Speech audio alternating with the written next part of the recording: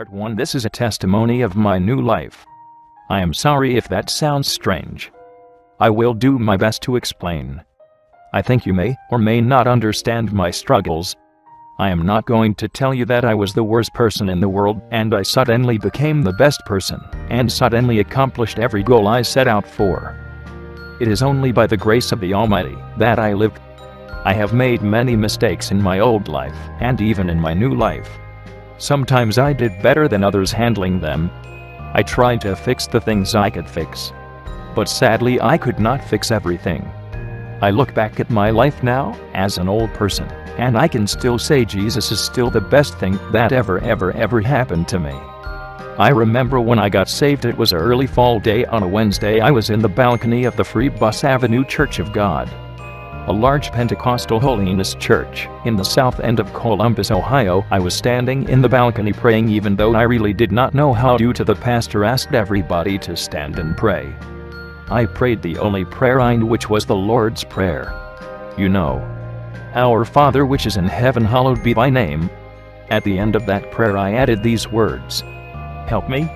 That is the day, the hour, minute, and second I got saved.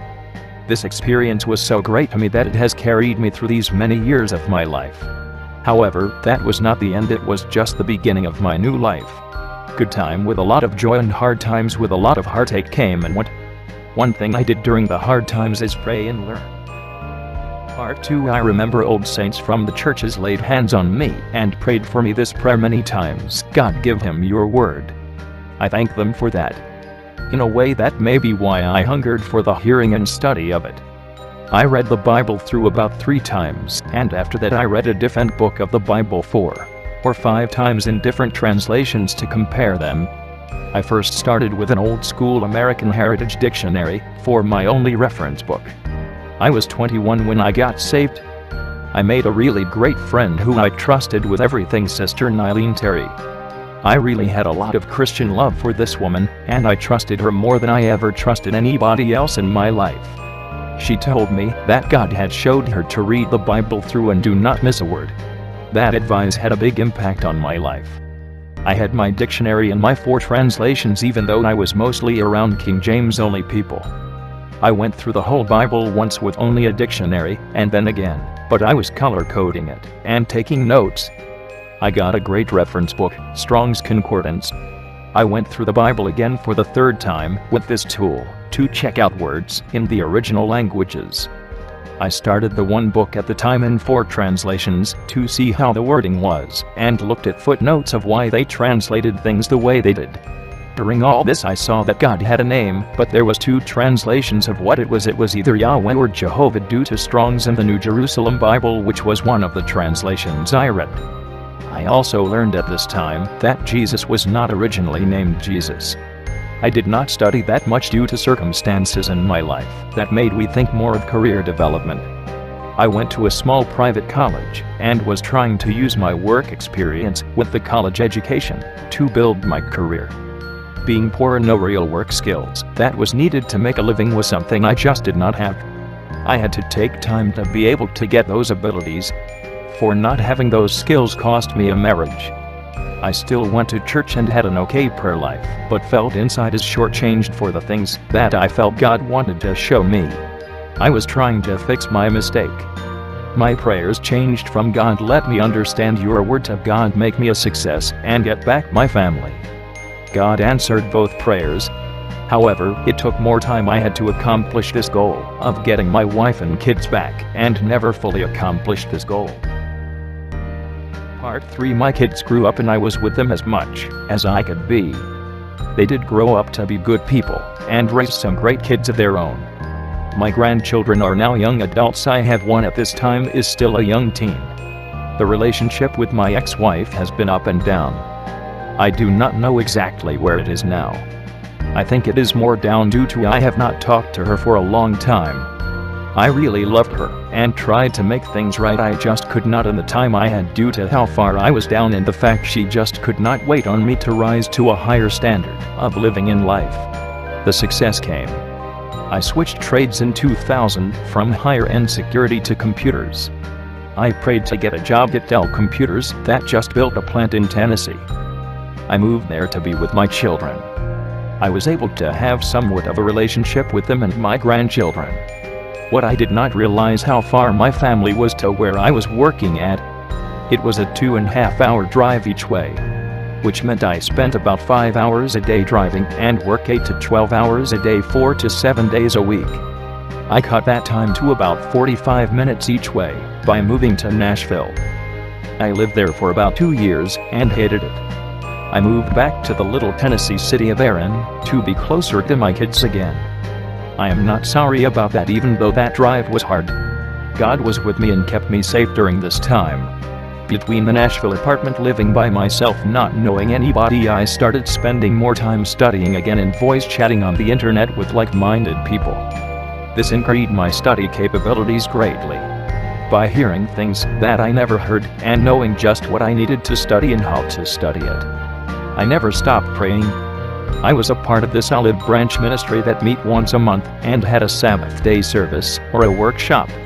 I think in studying church doctrines I had to be able to prove what I believed with an honest reading of the scriptures, which sadly in hearing most people I would have to say that is not what the biblical text is saying. My experience never changed, my understanding of the Bible did. It is like the denominational glasses came off. My Pentecostal standard of holiness never changed, other than I did grow a beard a few times, but it was not something I was against. I had a mustache for years. One day I looked in a mirror and said, "This is not me," and I shaved it off. I never felt it was a sin either way. Part 4. Besides the ability to study by myself with the addition of having audible Bibles and listening to them a lot and listening to Christian radio while on my long drives, I came to some doctrinal conclusions. Some of the major doctrines are wrong. The doctrine of the Bible is the preserved, inerrant, inspired Word of God. That may need to be defined, as the originals book are, but the copies and translations are not. However, that does not make them not true or unreliable. We have no originals. There is nothing on salvation that error in the old manuscripts. Inspired. What does that mean? Christian doctrine would say the Bible is inspired, but it is inspired equally. However, the same people decided years ago to remove or rearrange Bible books in the canon. My view is using division in this way of the layers of inspiration of the Bible in order to understand it. Highest level of inspiration is the Pentateuch, the first 5 books of the Bible that is also called Torah. This is the books that lay out our origins and God's standard of holiness and the proper way to approach God. Next level is the prophets, because those books have the "Thus saith the Lord" in them, just like in the Torah, which are not suggestions, they really are what He wants His people to do. Next, the writings like Psalms, Job and such. Next is the Gospels, because they give us the words of Jesus. Jesus not only gives us His words, but He teaches the other parts of the Bible clearly. Next, the letters, due to they make our walk even clearer. I kind of put the book of Revelation in its own level of inspiration, due to it is an unveiling of things that were hidden. From the first word of the Bible into the last word of the Bible. Amen. Next, God does have a name. Although we are not sure exactly what it is, we can figure out Lord is King James Version for the Hebrew letters Yud He Vav He, which is clear that it is not Jehovah, or even more likely Yahweh. I have 2 more ways that make more sense to me, which is there is a word that has all the Hebrew letters in it. This is the name Judah, which is Yud He Vav Daleth He, pronounced as Yehudah. This Daleth has a D sound. If you take that out, it could be Yahuwah. Other Hebrew scholars say from the vowel points the name should be pronounced as Yehovah. The key here is the range of sound that the Hebrew letter Vav has. It can be UVW or an O. All of them are in the range of the Hebrew letter Vav. Strange thing is, the Latin and even the 1611 KJV translates it as Yahweh. Yahweh 12th century Maso writes Yahweh and Jehovah 16th century. Interesting things about English in the 16th century is that there was not the use of the letter J, so I was the original letter. Another thing is V was used for the U sound, which is why W is really double V. Sometime later the V was round off and used where the V was used for the U sound. Also, there was no letter J, it was originally the letter I, which when the J was introduced was to take a Y sound. So at the end of the day we are still not sure, but we have came close. That is why I just like to spell it. I have said every one of these names at one time or the other, so I do not hold it against anybody. Me, I just spell it mostly. Which takes me to the name Jesus. With my Strong's Concordance, I learned that Jesus was not Jesus in Greek, Latin, or even Hebrew. To make a long story short, it is Yeshua the Messiah. Learning all this did not undo my relationship with him, it just made it better. I am stronger in my faith knowing I have a firm foundation and God built it right. Part 5. With this knowledge and going in this Hebrew roots movement direction, to better understand the Bible led me to some strange places that I had to really soul search. At times I felt as if I lost everything, and all that I had was my experience. I just did not have all the knowledge sorted out, all the information I did received by myself over the years. Although this knowledge did not come by an angel or prophecy, it came by study and asking questions. It was spiritual. This did not bring me closer to my family, it did make those relationships even harder. They just did not understand. Time went on and I got so tired of driving, I bought a house in Gallatin, Tennessee, which was about 15 minutes from where I worked. My mom moved in with me and my brothers Bill and Durail moved in for a few different times.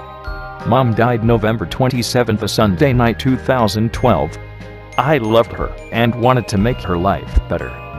I think I did. I still miss her. I got old, it seems, after she passed. Although my health is not as good as it has been in my life, my God is still as good in my life and real. Through all the trials and turmoil, I can still say, Yeshua, I know you better, and you are the best thing that ever happened to me. I am writing this testimony February 10, 2019. At this time I want to make a few videos teaching what I have learned. I have already started. I am not sure what direction this will go. However, I will do this as long as my health holds up. I believe God is willing to let me do this. I will do this not to tear anybody down, but to increase their faith walk. It is not about converting to Judaism or to some denomination. It is about keeping the Jewish roots of our faith and putting us into a closer walk with Him. It is about figuring out what our walks should be. It is not faith versus works. It is about building your faith in order to have good works. Like the Apostle James said in a roundabout way, if you're going to talk the talk, you have to walk the walk. Yeshua wants us walking on the right path. This, my friends, is really nothing new. It is what the apostles did, and it could be explained as the Judeo-Christian ethic. I can hear the old saints saying things about walking the old paths. They, as I do, believe the old path is laid out in the Bible. I thank God for all of them that loved me and prayed for me. Most of them are gone now, but I will never forget them for their prayers. They prayed for me. I do not think they prayed in vain. God did give me His word just as they asked God to do for me.